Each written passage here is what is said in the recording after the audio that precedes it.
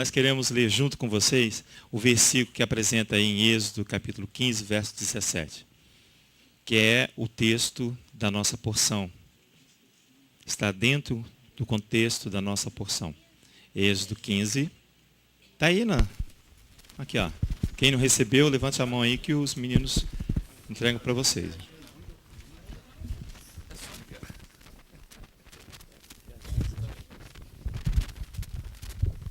Som. Obrigado, Samuel.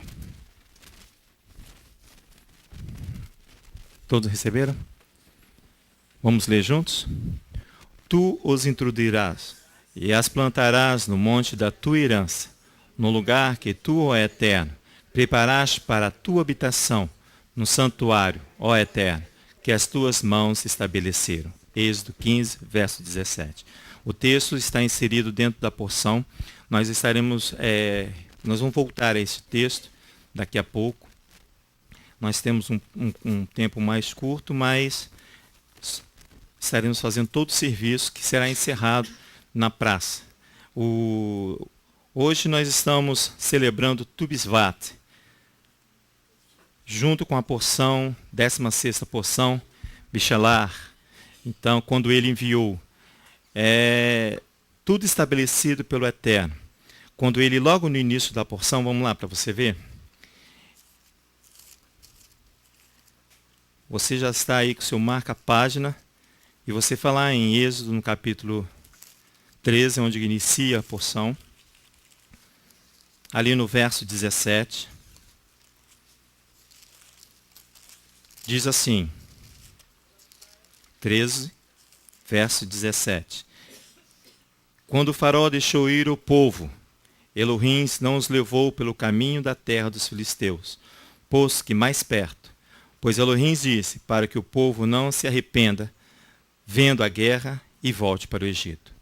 A porção inicia-se com um tempo estabelecido aqui para Adonai, para que o povo pudesse adentrar a terra. Não foi por um caminho mais rápido, não foi por um caminho curto, como o meu coração e o seu coração sempre deseja. Eu quero chegar logo, eu quero chegar ao meu tempo, a um tempo meu e seu, um tempo curto. Elohim aqui, ele já estabelece um tempo, um caminho, um percurso maior. Para quê? Para que eu não venha e nem você venhamos arrepender quando nós estivermos no meio das dificuldades.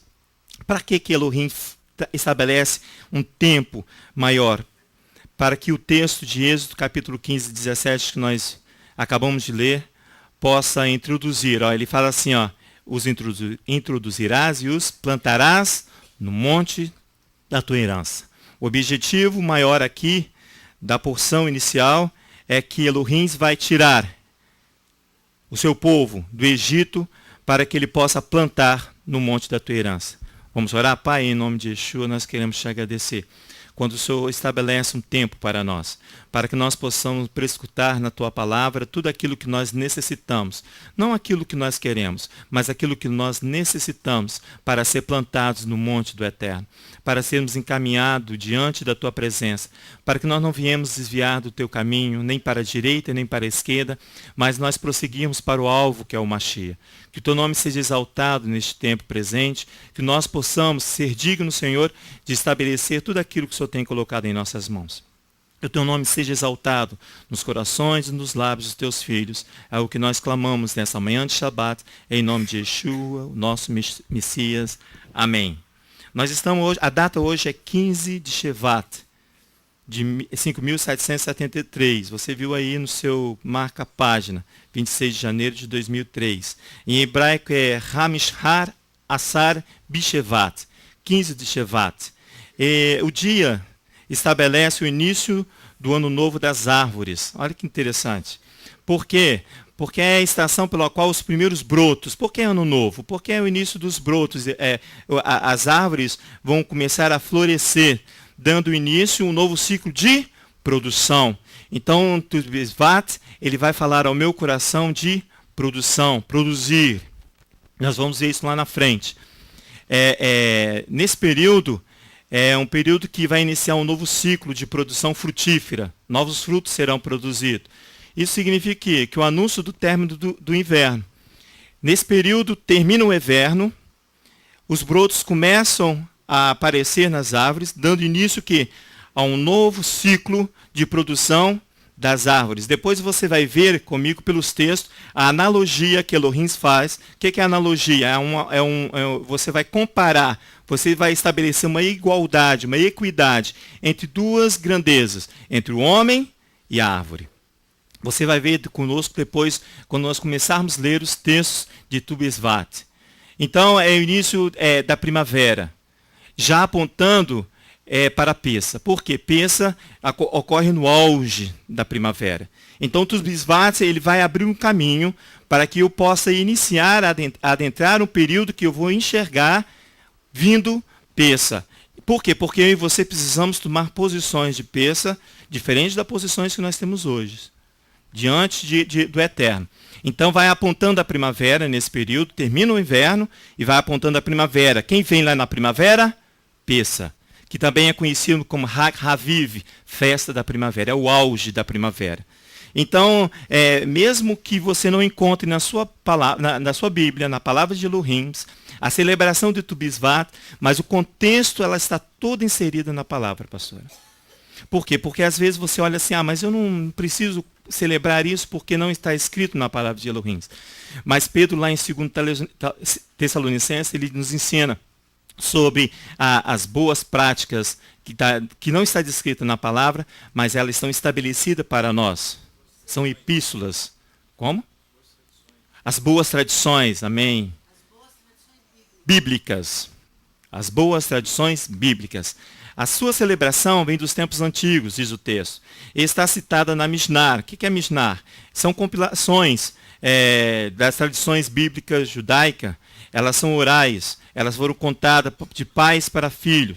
E na nossa palavra não tem, mas nas compilações da Mishnah você encontra. E que torna essa celebração muito importante para nós e que ela deixa de ser simplesmente uma celebração essencialmente agrícola, de uma festa, de um plantio de árvore, para estabelecer para mim e para você um atributo a Elohim. Por que um atributo para Elohim? Porque em Gênesis, no capítulo 1, lá no verso 11, verso 12, ele diz assim, crescei e multiplicai, e dê frutos, fruto em abundância. Por aí você já vê que logo no início, Elohim já estabelece uma comparação entre o meu comportamento e a árvore, para que você e eu possamos entender toda essa analogia, essa equivalência entre a árvore e o homem. Na expectativa de que, como a árvore, eu e você possamos o quê? Produzir bons frutos. Na expectativa de que, como a árvore, eu e você possamos produzir bons frutos. Uma descendência santa. Se você for lá em... Não precisa não. Eu vou ler para você. Em Isaías, no capítulo 6, verso 13, na parte B diz assim: mas como o pistache e ou o carvalho são duas árvores, dos quais o tronco permanece vivo depois da queda dos galhos, a semente santa será o seu tronco. Isto é, mesmo que depois de um período de um intenso inverno, de toda uma dificuldade para se manter-se vivo, para se manter-se constante e firme, Francisco, mesmo depois de toda essa dificuldade de um inverno tenebroso, haverá um remanescente, diz a palavra. Mesmo que depois das quedas dos galhos, a semente santa será o seu tronco. Vamos lá em Jeremias, no capítulo 17, para você ver essa analogia que o Eterno vai estabelecendo. Sabe por quê? Porque eu preciso me manter firme e constante, mas eu preciso ser alimentado. E a alimentação que provém de Elohim é a sua palavra. Assim como a árvore, a planta necessita do sol e a chuva, eu e você precisamos da palavra de Adonai, da água que é estabelecida pela palavra. Jeremias, deixa eu ir lá. Jeremias no capítulo 17, nós já cantamos isso aqui. Nós temos louvores para tudo, né, pastor? É um sinal. Isso. Nos conduziu. Exatamente. Não. Se nós formos nos conduzir, nós vamos para o caminho mais curto. Aqui está bom e aqui nós vamos ficar. É o caminho mais curto. Aí, quando você ver a guerra, a dificuldade, você tem medo, então o Eterno vai te dar experiência através de um caminho longo para que você possa ser plantado na casa do Eterno, para que você possa produzir.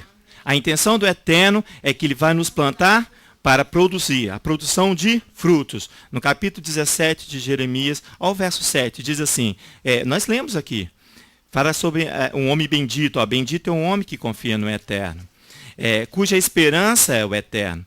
Ele será como a árvore plantada junto às águas, e estende as suas raízes para o ribeiro. Não receia quando vem o calor. Suas folhas são sempre verdes. No ano de sequidão, não se perturba, nem deixa de dar frutos. É aquilo que Isaías falou. Mesmo que os galhos caem, haverá sempre uma semente santa, um remanescente que foi plantado na casa de Adonai. Para quê? Porque porque eu e você precisamos do alimento que provém da palavra de Adonai. Segundo o ensino rabínico, irmãos, Tu B'Shvat, Elohim decide quão frutíferas as árvores serão no ano vindouro. Olha que interessante. Elohim estabelece quão frutífero será as árvores no ano vindouro. Aqui, irmãos, que está a analogia que faz referência ao homem. Porque, assim como a água necessita, que eu falei, da fonte de água, de luz, do calor do sol, assim eu e você necessitamos da palavra de Elohim. Toda a palavra de Elohim traz essa analogia para mim e para você. Eu vou ler alguns textos aqui, você não precisa não que eu vou dar as referências, porque são 3, mas são rápidos. Diz assim Isaías no capítulo 12, no verso 3. Não precisa lá não, eu vou ler. E vós com alegria tirareis águas da fonte da salvação. Qual é a fonte? Elohim. Olha só que maravilha. No Salmo 119, no verso 105, ele diz assim, lâmpada para os meus pés é a tua palavra e luz para o meu caminho. Não está fazendo uma analogia entre a árvore e o homem? E Yeshua diz assim em João, no capítulo 7, verso 38, quem crê em mim, como diz a Escritura, rios de água viva correrão do seu ventre, porque foram plantados na casa do Eterno. Vamos ver lá isso em Ezequiel. É outro texto de Tu B'Shvat. Ezequiel no capítulo 47.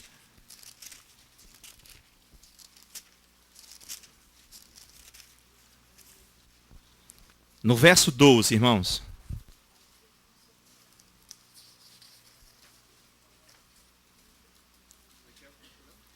Ezequiel 47, no verso 12.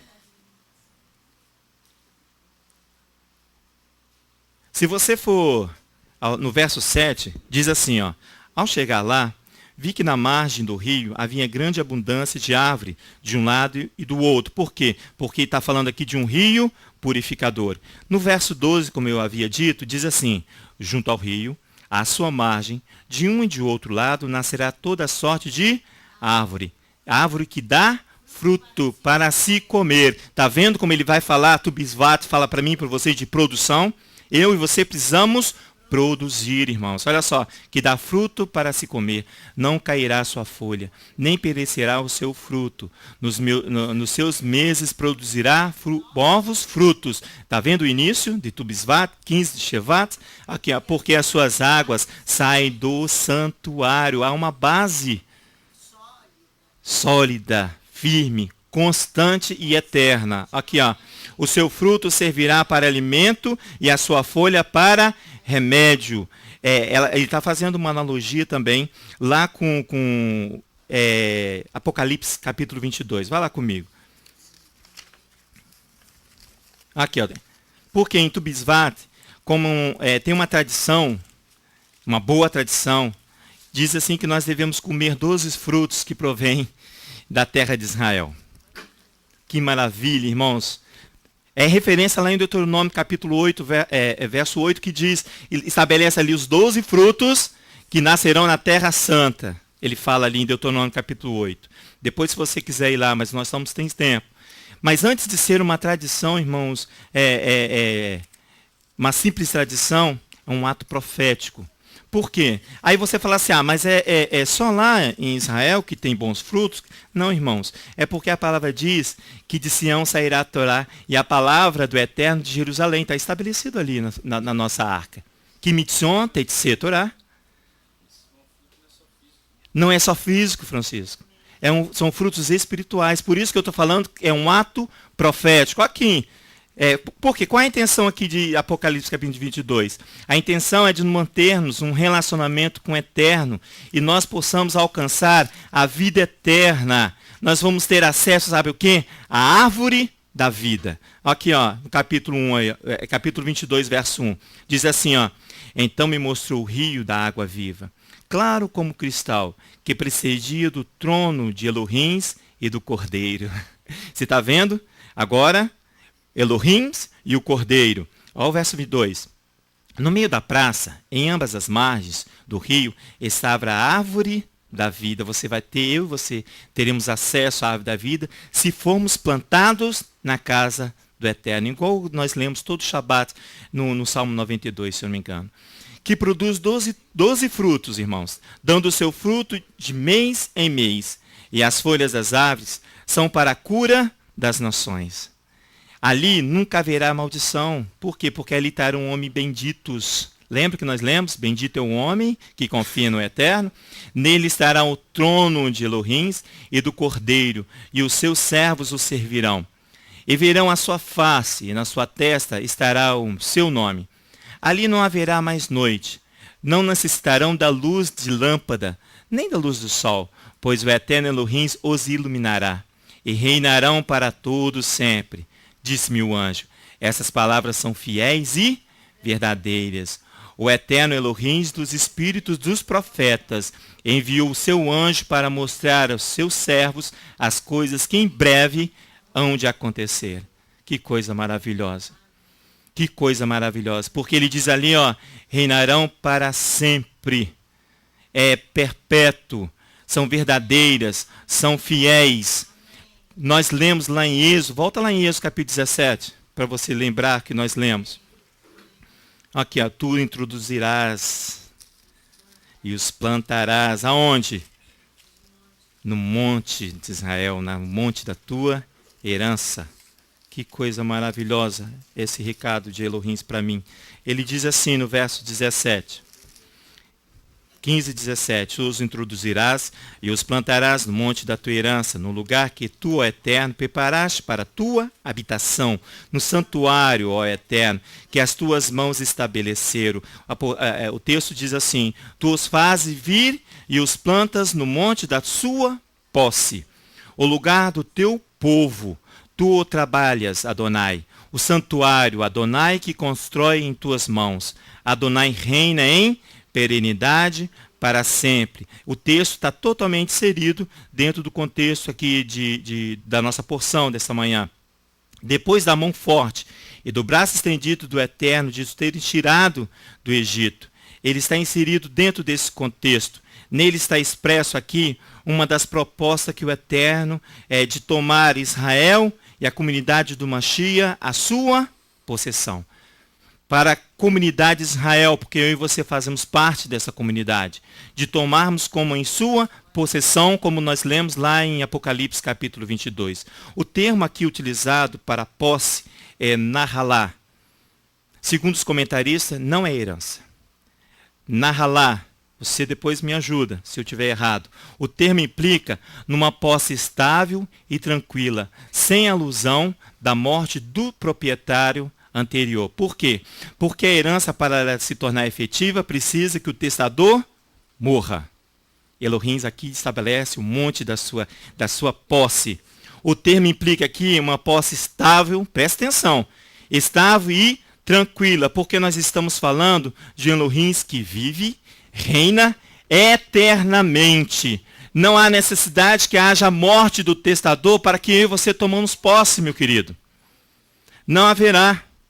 Porque lá em Hebreus, no capítulo 9, preciso ir lá não que eu vou ler, no verso 16 e 17, diz assim: porque onde há testamento, necessário é que intervenha a morte do testador. Porque um testamento tem força onde houve morte, ou terá ele algum valor enquanto o testador vive? O questionamento de Paulo. Eu estou falando de? Fala no microfone, porque você tem termos jurídicos que para nos enriquecer. Eu fiquei pensando em você mesmo, Roberto, quando eu estava lendo isso aqui. Falou, Senhor, me ensina. É o exemplo, juridicamente se Amém. chama uso capião, né? Uhum.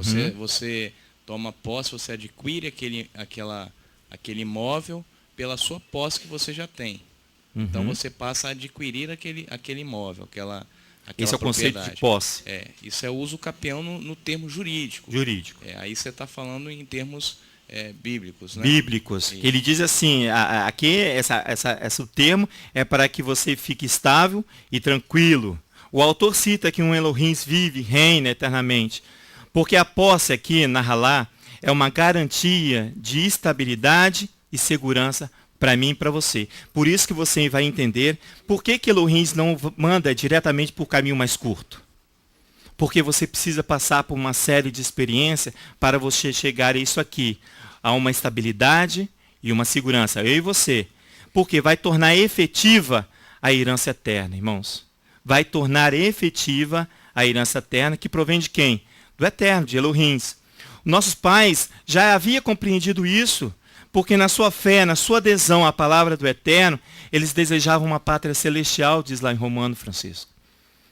Eles visualizaram e desejavam não mais a herança física, mas eles desejavam a herança espiritual. Por quê? Porque eles já tinham a posse, já tinham estabelecido, estavam tranquilos e estáveis. Plantar, irmãos, está diretamente ligado à ação de semear.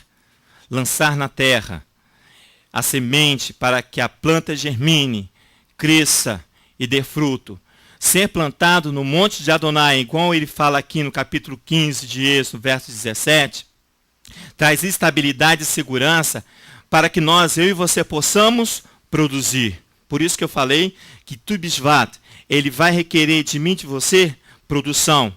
Eu busquei um termo com conceito comum de produção e diz assim, ó, a palavra etimologicamente derivada do latim, producere, que significa que fazer aparecer, fazer surgir.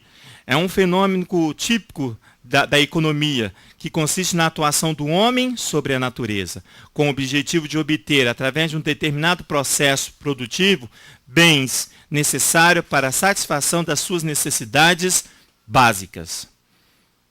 Não é para você adquirir apartamento na Praia da Costa, amém, que aqueles que conseguem adquirir, que o Eterno abençoe cada um de nós. Mas o objetivo é para que mantenha você plantados, firmes, que você possa tomar posse, mas aonde? Nas bênçãos espirituais estabelecidas no monte de Adonai, ao qual ele estabelece aqui em Êxodo capítulo. A produção aqui, no capítulo 15. A produção aqui é para garantir o quê? Mantimentos. Em grande escala, é para nutrir duas situações graves. Aqui a produção de mantimentos, quando ele manda que nós precisamos produzir, é para que eu e você possamos ter sempre mantimentos. Mas quando ele exige de você e de mim, em grande escala, é para suprir em duas situações, que nós já estudamos aqui quando nós estávamos estudando José, que diz assim, na escassez, na fome, você precisa produzir porque você poderá chegar à escassez, e o tempo de guerra, porque você poderá haver necessidade de suprir aqueles que têm fome. Então eu e você precisamos ficar atentos, que o Eterno vai movimentar essa pequena vinha do meio do Egito, porque lá eles produziam na terra de Gósen, meus queridos. Produziam muito, muito, muito, muito, mas ele vai tirá-los, ele vai falar assim, agora eu vou estabelecer, vou dar posse, vou plantá-los no monte da minha possessão, para produzir segundo a fonte de água que vai estabelecendo frutos verdadeiros que nós lemos, pastora. É para isso que eu e você estamos lendo todos esses textos, para que eu venha observar essas situações. Na legislação de guerra aqui, há uma proibição de cortar as árvores. Somente se ela não haver fruto, ela será cortada. Você está entendendo a analogia entre o homem e a árvore? Há uma proibição na legislação de guerra aqui, que Israel não poderá, nem eu e você, poderá cortar a árvore, somente se aquela árvore apresentar sinal de esterilidade. Vai lá para você ver em Deuteronômio capítulo 20. Deuteronômio capítulo 20 é a legislação de guerra, irmãos.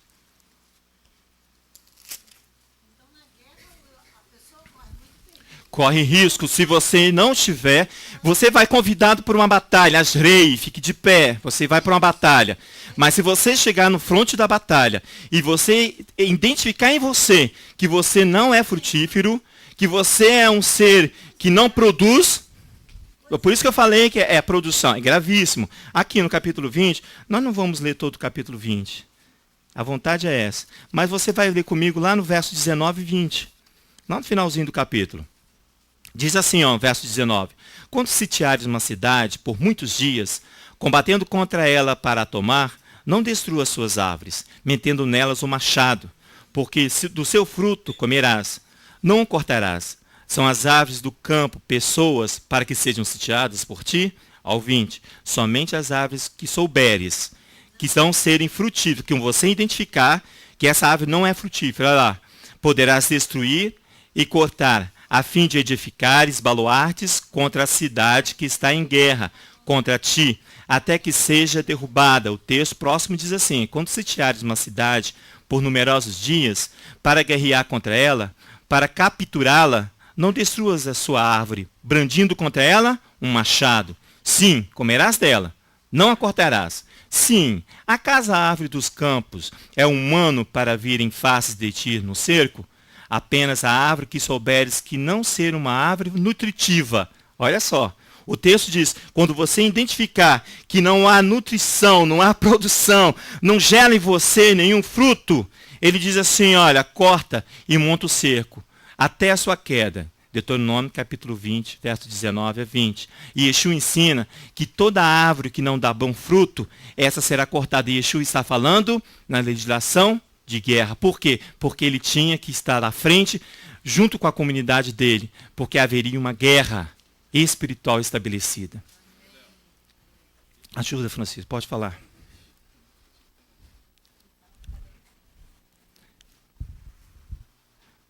Yeshua cumpriu o ensinamento judaico que dizia que na origem da criação Elohim só constituiu árvores frutíferas. Amém, Francisco. Então existe um ensinamento judaico que quando Mashiach vier para nós, quando ele voltar, Yeshua, todas as árvores elas serão frutíferas. Quando Amém. Yeshua visualiza aquela árvore infrutífera, ele proíbe ela de crescer. Ele amaldiçoa. Ele amaldiçoa e ela seca. Na vinda seca. do Mashiach, ela seria...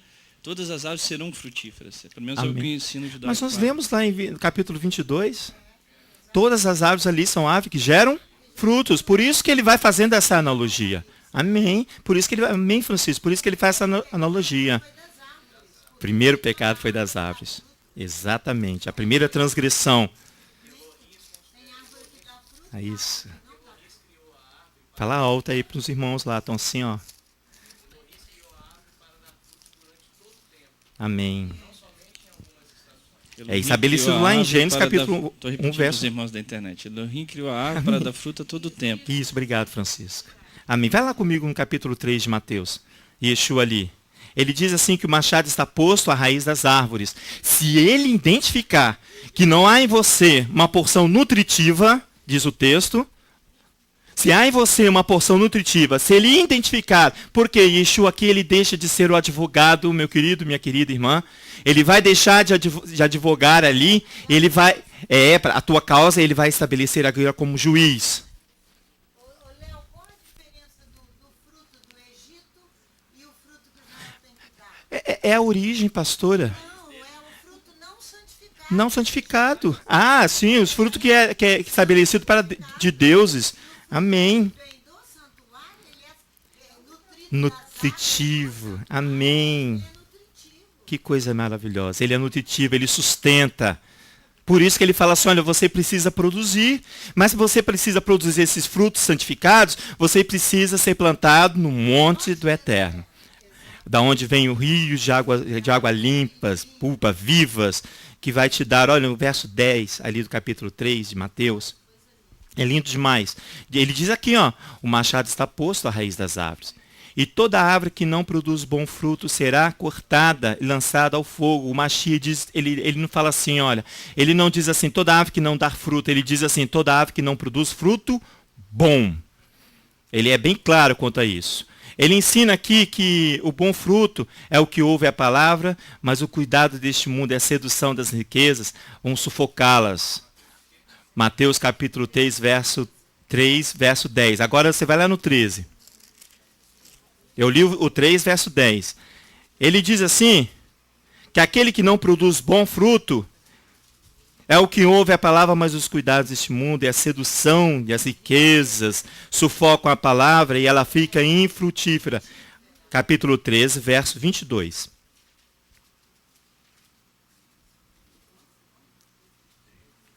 (13, 22). Ele diz aqui, ó, o que foi semeado. Posso ler, irmãos? É porque nós temos tempo. Nós temos tempo que nós precisamos sair. Mas o Eterno foi à nossa frente, está preparando todo lugar para nós. Mas nós precisamos sair. No verso 22 do capítulo 13 de Mateus, ele diz assim, o que foi semeado entre espinhos é o que ouve a palavra. Mas os cuidados deste mundo e a sedução das riquezas sufocam a palavra e ela fica infrutífera. Olha o verso 23. Mas o que foi semeado em boa terra, no monte de Adonai, é o que ouve a palavra e a compreende. Ele dá fruto e produz a 100, a 60 e a 30 por um. Uma produção grande. Por quê? Porque é a iminência de um confronto, a iminência de uma guerra. O salmista canta lá no Salmo 92, como eu já havia dito, e ele vai utilizar a mesma analogia. O salmista canta aqui entre o homem e a árvore, que necessita de uma fonte segura, que vai garantir vida. Nós sempre lemos isso aqui, quando nós estamos apresentando as nossas crianças, que diz assim no verso 12 do Salmo 92, o justo florescerá como a palmeira, crescerá como o cedro do Líbano. Os que são plantados na casa do Eterno florescerão nos átrios do nosso Elohim. Porque na velhice ainda darão frutos, serão viçosos e florescentes, para anunciar que o Eterno é reto, ele é a minha rocha e nele não há injustiça. Porque nele é a verdade, é todo um princípio de verdade. Nós declaramos aqui, o Francisco leu conosco aqui, quando nós estávamos cantando o Vernurro, que ele diz assim, ó, eu vos dou bom ensinamento. Não abandoneis a minha Torá. É a árvore de vida para que nela se apegam. E os que nela se apoiam são bem-aventurados, diz a palavra. Eu não anotei aqui, mas vai lá no Salmo 80 para nós concluirmos. Irmãos, produzir e dar frutos. Todo Kabbalah Shabbat. Todo Kabbalah Shabbat. Amém. Não está ali à toa, né, Rita? Você vai ver por que Elohim tira aquela pequena vinha, que é Israel, e vai plantar no monte dele. Aqui no Salmo 80 o salmista canta. Aqui, ó. No verso 7, irmãos, do Salmo 80. Diz assim, faz-nos voltar, ó Eterno dos exércitos. Faz resplandecer o teu rosto e seremos salvos. Trouxeste uma vinha do Egito. Lançaste fora as nações e a plantaste. Preparaste-lhe lugar e ela deitou profundas raízes e encheu a terra. Os montes cobriram-se com a sua sombra e os cedros de Elohim com os seus ramos. Estendeu a sua margem até o mar e os seus ramos até o rio. Porque quebraste as tuas cercas, de modo que todos os que passam por ela a vindimam. O javali da selva a devasta, e as feras do campo a devoram.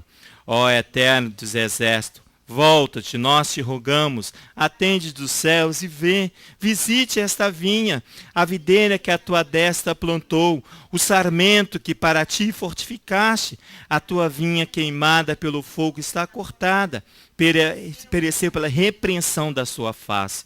Seja a tua mão sobre o povo da tua destra, sobre o filho do homem que fortaleceste para ti. Então nós nos apartaremos de ti. Vivifica-nos e invocaremos o teu nome. Faza-nos voltar ao eterno Elohim dos exércitos. Faze resplandecer o teu rosto e seremos salvos, irmão. Retorna. Oi? Está falando da nação de Israel, irmãos. Ele vai tirar uma vinha para um caminho longo, passar por experiência para que eu e você possamos produzir mais, muito mais do que nós produzimos hoje. Porque a minha herança, a posse, não é aqui, é eterna. Você tem que ter a mesma visão dos nossos pais, uma visão eterna. Irmãos, o Roberto, domingo me lembrou uma coisa bem interessante. Ele falou bem assim: Léo, você sabia que Oscar Schindler plantou uma árvore? Eu falei: é mesmo? E eu fui pesquisar, Roberto, e eu olhei a história deste homem, e é maravilhoso. Quem é Oscar Schindler? Nós vamos terminar com isso aqui, irmãos. Oscar Schindler era um homem que fazia parte de um partido nazista na Segunda Guerra Mundial. Ele visualizou a Segunda Guerra Mundial e falou assim: eis, eu vou ganhar dinheiro com isso. E montou uma fábrica de armas. Que interessante. Ele não sabia que ele estava sendo tirado para a produção, mas não de armas. Não de armas. Esse homem, ele vai contratar judeus, trabalhadores judeus, que moravam em guetos, e passa a noite nos guetos e no dia na sua fábrica, produzindo armas. Este homem fazia parte do membro do partido nazista. Passou-se um tempo, irmãos, e ficou estabelecido que o gueto ia acabar.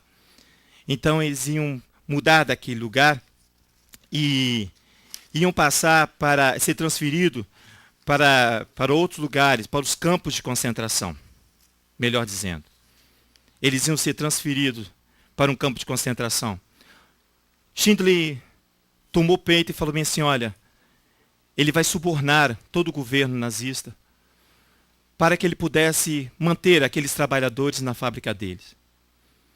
Ele vai mudar a fábrica de lugar, ele vai para a cidade natal dele. Eu estou resumindo, depois você entra na internet e você vai ler tudo de Oscar Schindler. Ele vai mudar a sua fábrica de lugar e vai subornar todo o governo nazista. Para quê? Para que eles pudessem manter todos os judeus ali. 1.200 judeus são mantidos por ele. Irmãos, sob sua proteção. Irmãos, a guerra vai terminar. Tem. Ele falou ali que tem um filme chamado A Lista de Schindler. Ele faz uma lista de 1.200 judeus. Ele vai mudar a fábrica para a cidade natal dele. Irmãos, ele monta aquela fábrica com todo o dinheiro que ele tinha, tudo que ele possuía. Para quê? Para proteger 1.200 judeus. Terminou a guerra, aquela fábrica não servia mais para nada. Ele foi à falência. Ele morre aos 66 anos, pobre. Pobre. Mas ele salvou 1.200 judeus da Segunda Guerra Mundial. Mas o que mais interessante você vai ouvir da história dele é que ele é agraciado por Israel com 2 bênçãos. Com 2 bênçãos, a nação de Israel vai agraciar Oscar Schindler e a sua esposa. Uma pensão vitalícia. Eles vão receber uma pensão vitalícia pela ação que eles fizeram de proteção desses 1.200 judeus. E uma outra é que ele é convidado a plantar uma árvore. Hoje ela está plantada ali na Avenida das Nações dos Justos, perto do Museu do Holocausto. O nome do Oscar, na Avenida dos Justos, das Nações dos Justos. Olha, irmãos, e está ali estabelecido. Irmãos, para mim e para você, plantar uma árvore é nada. Mas se você observar o contexto bíblico, você representa, sabe por quê? Porque ele foi plantado, irmãos. A nação de Israel, se eu pedir para você, olha, muito obrigado, vai lá e planta uma árvore, você não vai entender isso como devia entender. Mas a nação de Israel vai sustentar este homem até a sua morte. Até a sua morte. E vai considerar, e vem convidá-lo assim: vem, plante uma árvore. Para que essa árvore simboliza que este homem produziu. Que este homem produziu frutos em tempo de guerra. Ele vai ser identificado por Yeshua e vai falar assim: esse frutificou. E é essa expectativa do Mashiach para mim e para você. Para que eu e você possamos dar fruto. Fruto de qualidade, fruto em abundância.